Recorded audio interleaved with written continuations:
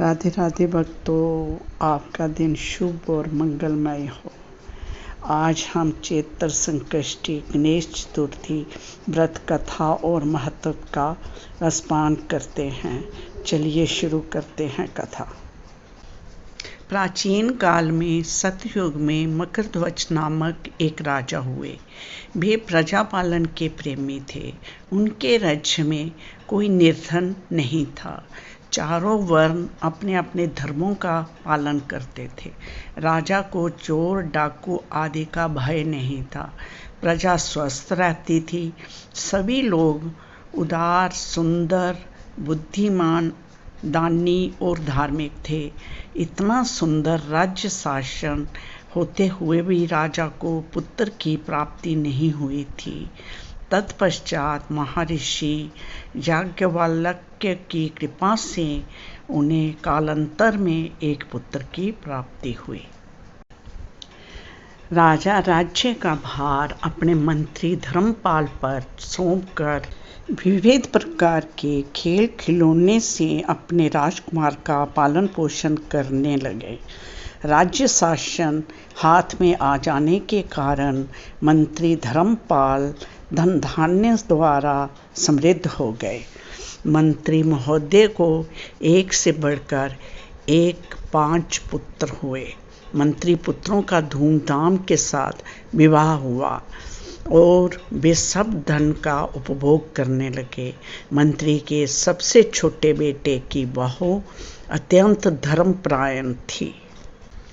चैत्र कृष्ण चतुर्थी आने पर उसने भक्तिपूर्वक गणेश जी की पूजा की। उसका पूजन और व्रत देखकर उसकी सास कहने लगी, अरे क्या तंत्र मंत्र द्वारा मेरे पुत्र को वश में करने का उपाय कर रही है। बार बार सास के निषेध किए जाने पर भी जब बहू नहीं मानी तो सास ने कहा, अरे दुष्ट, तू मेरी बात मान नहीं रही है। मैं पीट कर तुझे ठीक कर दूंगी। मुझे ये सब तांत्रिक अविचार पसंद नहीं हैं।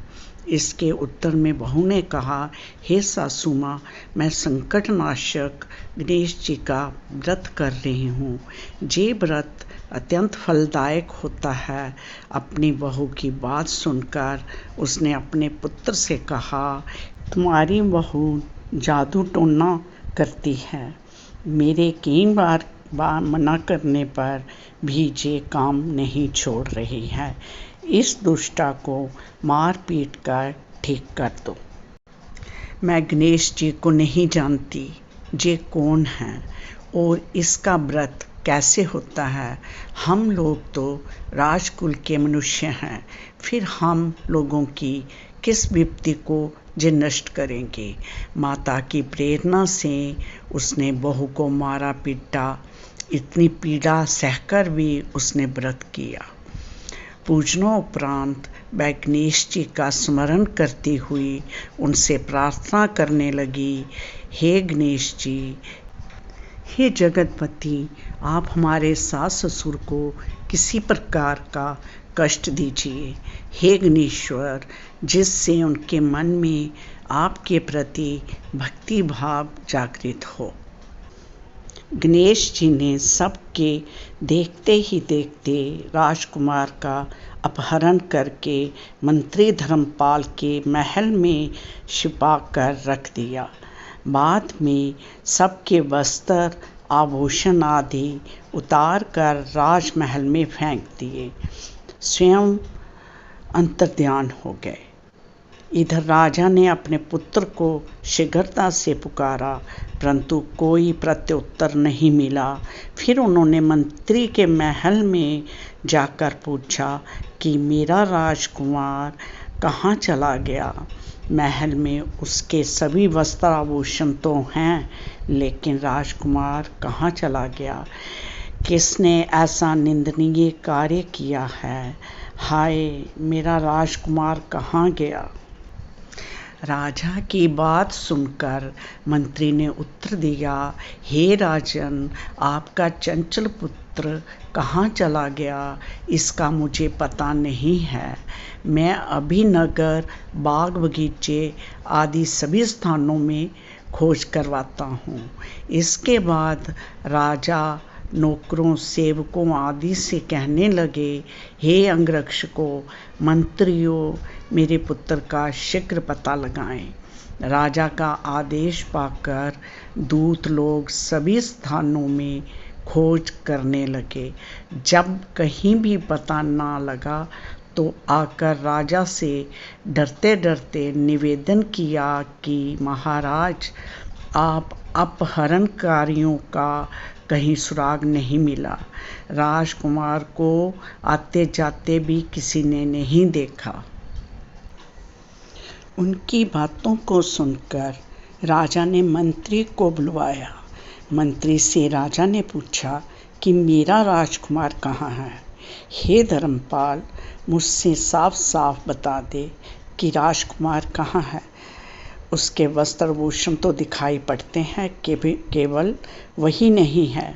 अरे नीच, मैं तुम्हारा वध कर दूंगा, तेरे कुल को नष्ट कर दूंगा, इसमें जरा भी संदेह नहीं है। राजा द्वारा डांट पड़ने पर मंत्री चकित हो गया। मंत्री ने सर झुकाकर कहा, हे भूपाल, मैं पता लगाता हूँ। इस नगर में बालक अपहरणकर्ताओं का कोई गिरोह भी नहीं है और ना ही डाकू आदि रहते हैं। फिर भी हे प्रभु, पता नहीं किसने ऐसा नीच कर्म किया है और ना जाने वह कहाँ चला गया।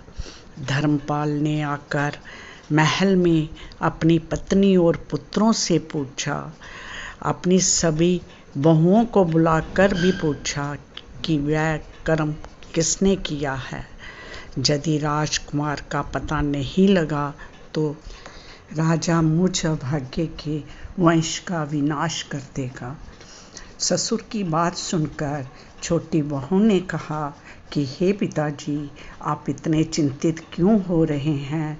आप पर गणेश जी का कोप हुआ है, इसलिए आप गणेश जी की आराधना कीजिए।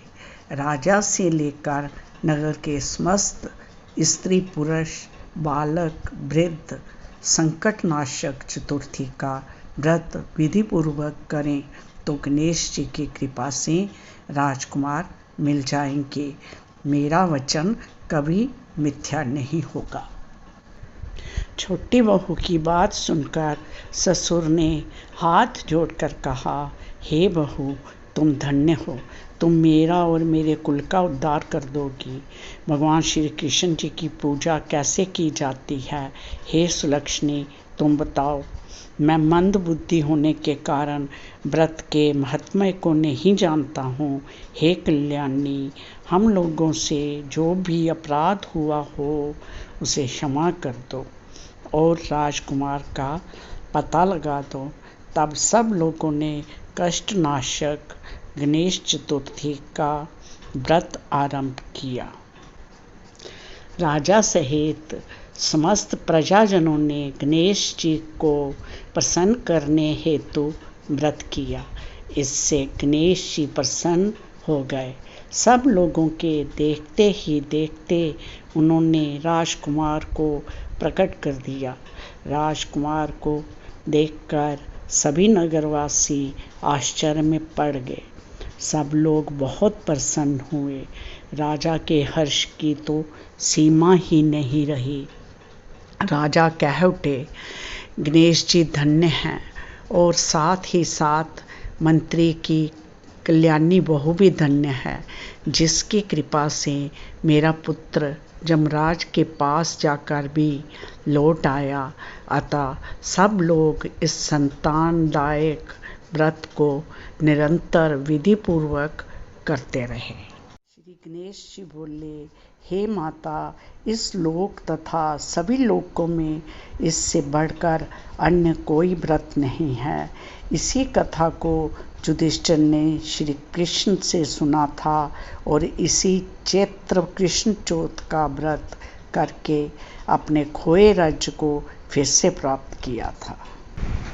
अब इस व्रत का महत्व। वैशाख मास के कृष्ण पक्ष की चतुर्थी तिथि को संकष्टी चतुर्थी का व्रत मनाया जाता है, जिसे हिंदू धर्म में अत्यंत फलदायक माना गया है। ये व्रत भगवान गणेश को समर्पित है, जो विघ्नहर्ता, बुद्धि के दाता और मंगल करता है। धार्मिक मान्यताओं के अनुसार इस दिन विधिवत रूप से भगवान गणेश की पूजा, व्रत और कथा करने से भक्तों के जीवन से कष्ट, संकट और विघ्न दूर हो जाते हैं और उन्हें सुख समृद्धि का आशीर्वाद प्राप्त होता है। राधे राधे। गलती त्रुटियाँ माफ़।